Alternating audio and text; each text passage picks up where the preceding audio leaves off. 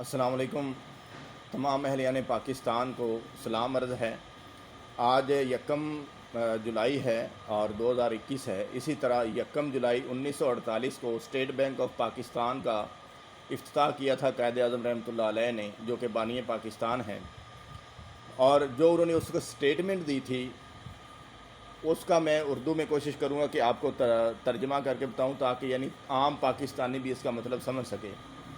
انہوں نے جب افتتاح کیا تو انہوں نے بتایا تھا، اور اسٹیٹ بینک کی جو گورننگ باڈی تھی اس کی یہ ذمہ داری لگائی تھی کہ اس نظام کو، جو پاکستان کا فائنینشیل نظام ہوگا، معاشی نظام ہوگا، اس کو آپ نے اسلامک قوانین کے مطابق ترتیب دینا ہے۔ اس کی ایک بہت بڑی وجہ تھی، ایک ریزن تھی، وہ یہ تھی کہ جو ورلڈ وار 2 ہوئی ہے اس کی بیسک وجہ جو بنی تھی وہ پوری دنیا کے اندر انفلیشن ریٹ کی وجہ سے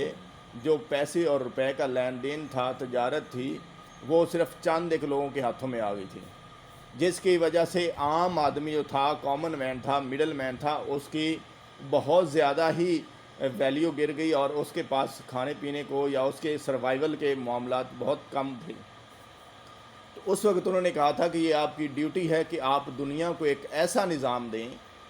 جو کہ عام انسانیت کے لیے بھی فائدہ مند ہو، معاشی لحاظ سے بھی بہتر ہو، تجارت کے لحاظ سے بھی بہتر ہو، انڈسٹریلائزیشن یعنی صنعت کے لحاظ سے بہتر ہو، ایگریکلچر کے لحاظ سے بہتر ہو، اور جو اس کا فائنینشیل سسٹم ہو وہ ان رولز اور ریگولیشنز کے اوپر ہو جو کہ اسلام نے ہمیں دیا ہے، جو کہ سرکار دو عالم صلی اللہ علیہ وسلم کی ذات اقدس نے ہمیں دیا ہے،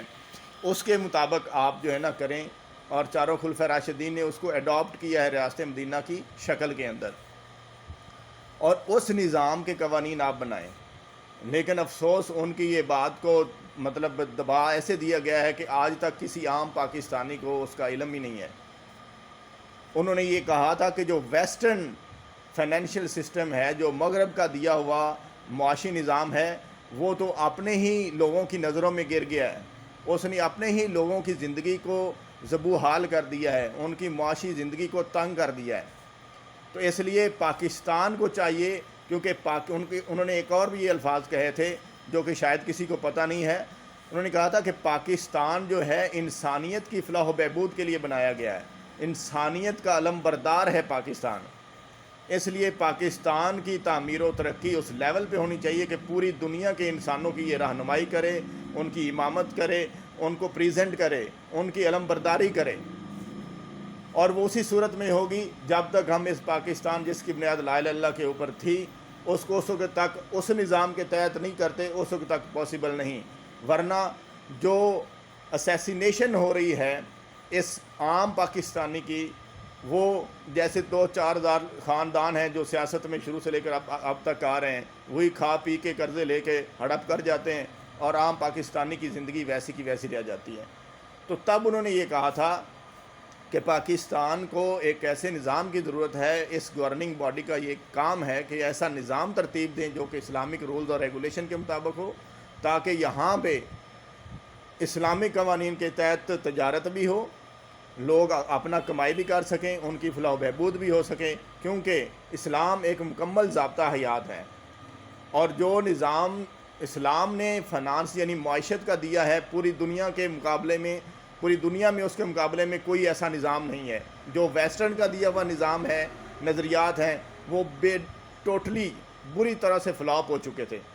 اور 74 سال پہلے قائد اعظم رحمۃ اللہ اس کے بارے میں بتا گئے ہیں۔ لیکن افسوس ہے کہ ہم آج تک اس چیز کو فالو نہیں کر سکیں، اس کو امپلیمنٹ نہیں کر سکیں۔ آج ہی پاکستان کے اندر نظام الہی اور نظام مصطفیٰ اگر امپلیمنٹ ہو جائے تو میں یہ آپ کو 100% گارنٹی دیتا ہوں کہ عام آدمی خوشحال ہو جائے گا،